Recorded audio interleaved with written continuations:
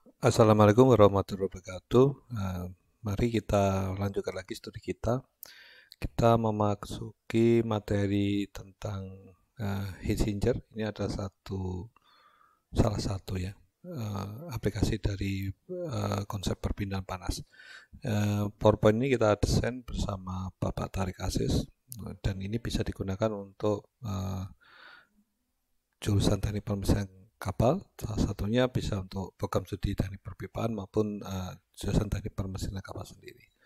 Oke, jadi dari fungsinya, heat exchanger itu digunakan untuk memindahkan panas atau menukar panas dari atau dua fluida yang memiliki temperatur yang berbeda. Jadi syarat utama dari sebuah proses perpindahan panas adalah pada saat memiliki perbedaan temperatur yang berbeda. Ini akan menjadi konsep yang paling utama dari heat exchanger ini.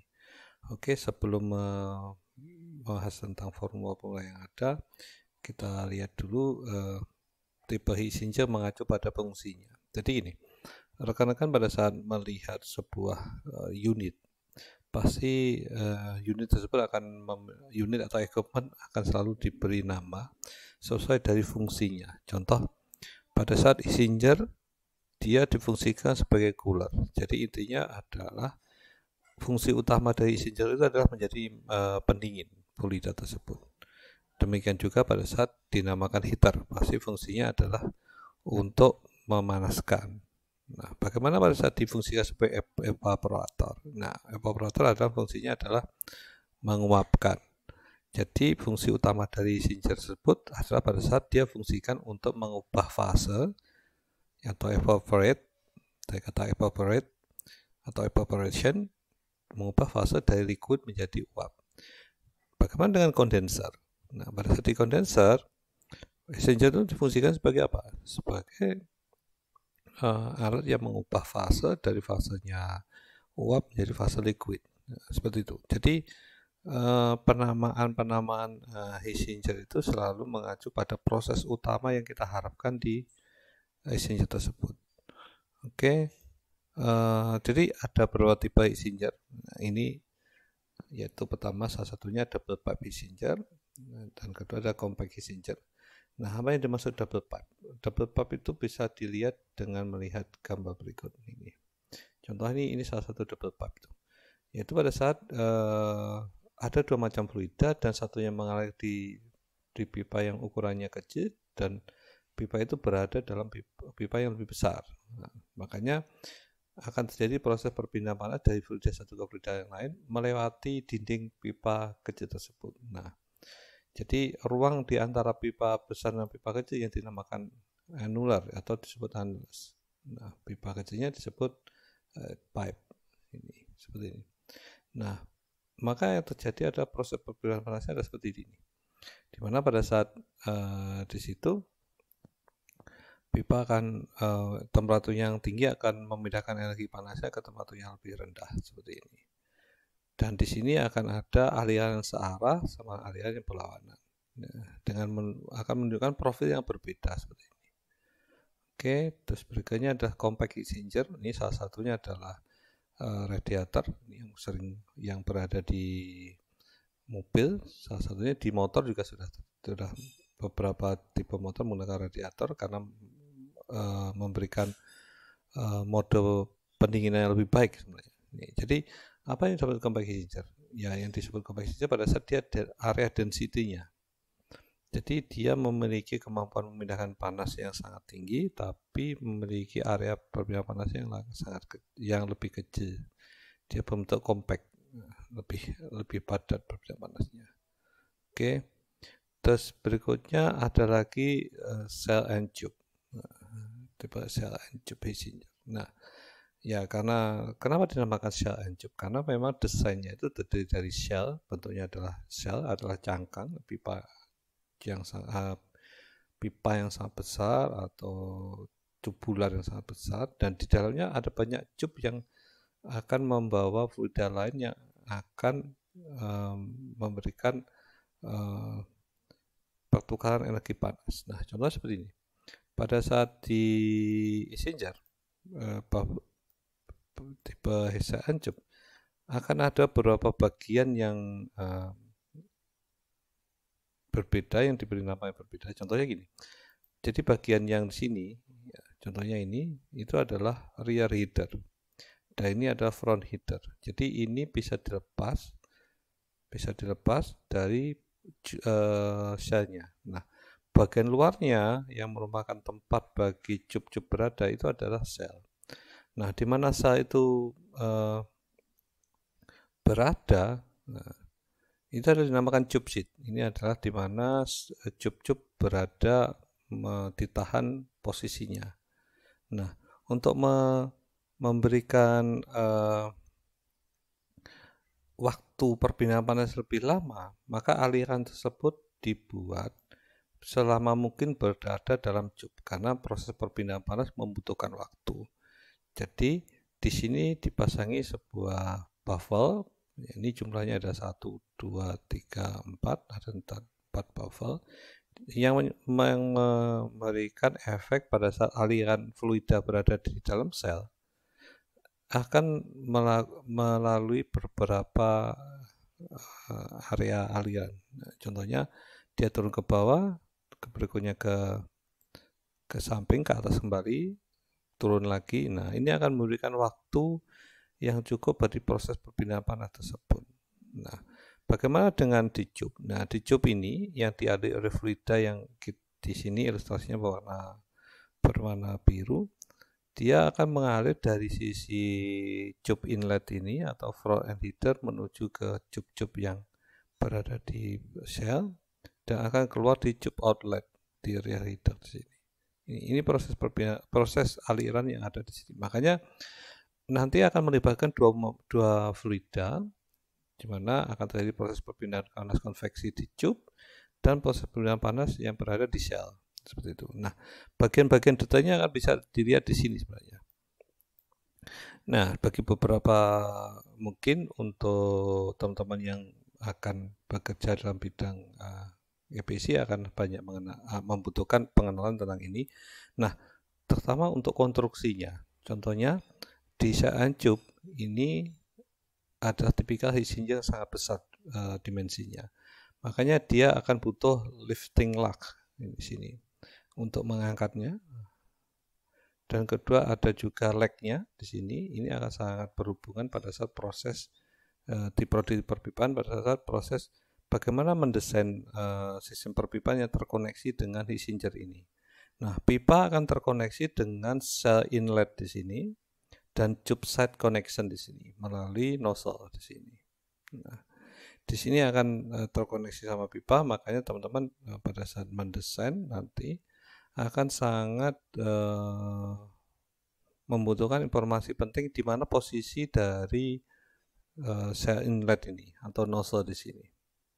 Karena beberapa tipe akan memiliki posisi yang berbeda. Nah, nanti posisi itu di mana kita bisa melihat posisinya, kita nanti akan bisa lihat di tema, standar tema, untuk mengetahui posisi dari chip nozzle dan juga termasuk jaraknya nanti berapa. Oke, ini pengenalan singkat untuk heat exchanger-nya.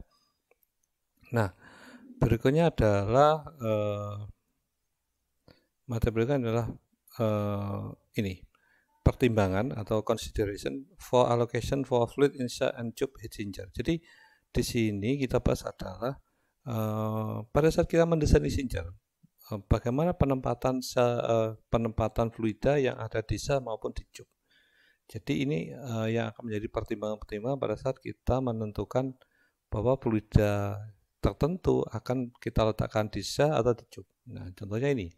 Salah satunya pertimbangan pertama adalah material construction atau material untuk konstruksi. Jadi jika bahan materialnya yang sangat mahal diperlukan, ya, contohnya misalkan fluida itu sangat bersifat korosif, artinya material itu tentu akan membutuhkan material yang sangat mahal untuk bisa menjadi media untuk membawa fluida tersebut. Maka material tersebut lebih baik fluida tersebut ditempatkan di bagian sisi tube. Kenapa? Ya salah satunya sisi tube otomatis dimensinya akan lebih kecil, dan tentu dari sisi harga akan lebih masuk akal. Nah, ini akan bisa mengurangi biaya konstruksi. Nah, sangat berbeda pada saat jika ditempatkan di posisi sel. Karena apa? Pada saat di posisi sel seperti ini, yang terjadi pada saat sel, material yang korosif tadi akan berakibat pada korosif pada memberikan efek korosif pada sel maupun pada tube-nya. Sangat berbeda pada saat kalau kita desainkan material yang korosif itu berada di tube. Dia akan hanya terkoneksi dengan tube saja. Maka tube saja yang akan memberikan terkena dampak dari sifat korosifnya. Oke. Terus berikutnya fouling atau faktor pengotoran.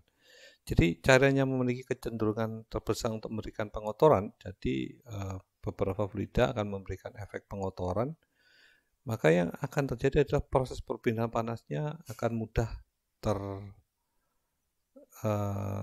terdistract atau terganggu. Maka yang diharapkan adalah maka cairan yang memiliki kecenderungan terbesar melakukan pengotoran diletakkan di posisi tube. Ini salah satu pertimbangannya. Nah, kedua, kenapa diletakkan di tube? Salah satunya adalah proses pembersihannya akan lebih mudah dibanding pada saat kita meletakkan di posisi sel. Karena dia akan mengotori tube bagian luar maupun dinding sel tersebut. Nah, ini juga akan memberikan kontrol yang lebih baik atas kecepatan fluida desain dan kecepatan yang ditujukan untuk mengurangi fouling. Oke, berikutnya adalah operating pressure. Jadi pada fluida tertentu membutuhkan operating pressure yang cukup tinggi. Makanya untuk operasi yang lebih tinggi, yang membutuhkan tekanan lebih tinggi, maka dialokasikan pada sisi tube. Karena semakin kecil diameter tube, semakin tipis dinding yang dibutuhkan untuk tekanan yang sama. Oke. Karena kalau pada posisi tube, tekanan akan ada dua sisi. Pertama tekanan di dalam tube dan tekanan di luar tube. Makanya akan membutuhkan tekanan yang akan relatif lebih sama dibanding pada saat diletakkan di posisi shell. Nah, ini salah satunya tube juga lebih efektif digunakan pada tekanan yang tinggi daripada di sel. Oke. Terus pressure drop ini salah satunya nanti pada saat kita mendesain aliran sebuah fluida pasti akan bicara tentang bagaimana penurunan tekanan yang terjadi. Jadi perbedaan panasnya lebih tinggi akan diperoleh pada sisi tube daripada di sel untuk penurunan tekanan yang sama. Nah, jadi cairan dengan penurunan tekanan terendah biasanya dialokasikan ke posisi tube ini. Ini consideration atau pertimbangan yang bisa teman-teman gunakan untuk penentuan lokasi fluida pada sisi tube atau sisi shell. Nah, berikutnya viscositas. Jadi salah satunya jika perbedaan panasnya lebih tinggi akan diperoleh dengan meletakkan bahan yang lebih kental ke dalam sisi sel. Nah, jadi dengan pada fluida yang memiliki viscositas yang cukup tinggi, cukup kental artinya, maka sebaiknya diletakkan posisi sel. Oke. Karena dari sisi dimensi sel pasti akan lebih besar, akan memberikan dampak mengurangi dampak dari kekentalannya. Oke. Terus stream flow rate atau mass flow rate-nya dari aliran tersebut. Jadi fluida dengan laju aliran yang lebih rendah diletakkan di sisi sel. Ini jadi akan memberikan dampak, artinya apa? Akan memungkinkan koefisien perbedaan panas yang lebih tinggi. Nanti rekan-rekan bisa lakukan perbandingan, misalkan sebuah desain Ischinger, fluida yang streamnya atau m dotnya lebih besar, rekan-rekan bisa coba letakkan di tube dan kemudian melakukan perhitungan bagaimana perbedaan panas totalnya. Dan berikutnya melakukan perubahan, misalkan fluida tersebut diletakkan di sisi sel dan lakukan lagi perhitungan berikutnya. Maka akan kita bisa buat sebuah analisis bagaimana pengaruh peletakan fluida yang alirannya lebih rendah di posisi sel maupun di tube. Maka akan kita bisa tarik kesimpulan pengaruhnya terhadap perpindahan panas totalnya bagaimana. Oke, seperti itu. Terus ini adalah consideration yang berikutnya atau pertimbangan berikutnya adalah temperatur fluida. Jadi penempatan cairan yang lebih panas, temperatur yang lebih panas itu sebaiknya diletakkan pada tube karena akan mengurangi suhu permukaan sel. Nah, jadi pada saat fluida kita temperaturnya tinggi, kita letakkan di tube, yang terjadi adalah tube itu akan berada dalam sel. Akibatnya bahwa sel kita akan menjadi seperti selubung bagi temperatur tinggi. Makanya ini bagi safety, ini bukan alasan keamanan security bukan, tapi lebih ke safety. Ini safety. Ini akan lebih baik. Kenapa? Karena permukaan dari sel akan memiliki temperatur lebih rendah. Sangat berbeda kalau misalkan temperatur dengan fluida yang sangat tinggi itu kita letakkan pada posisi sel. Yang terjadi adalah permukaan sel itu akan temperaturnya akan tinggi, salah satunya akan memberikan potensi bahwa sel di Hinge kita memiliki temperatur tinggi. Tentu pada saat panas tinggi memiliki potensi akan kebakaran kalau dia kontak dengan material atau yang lain. Kedua, dari sisi safety, orang akan terkena memiliki potensi terbakar pada saat berada di area yang Hinge dengan sel yang temperaturnya tinggi. Dan di situ kita akan membutuhkan biaya tambahan. Salah satunya adalah kita membutuhkan sistem insulation bagi sel kita. Nah, itu yang akan menjadi pertimbangannya. Silahkan dibaca dan kita diskusikan jika ada hal yang tidak kita pahami. Terima kasih.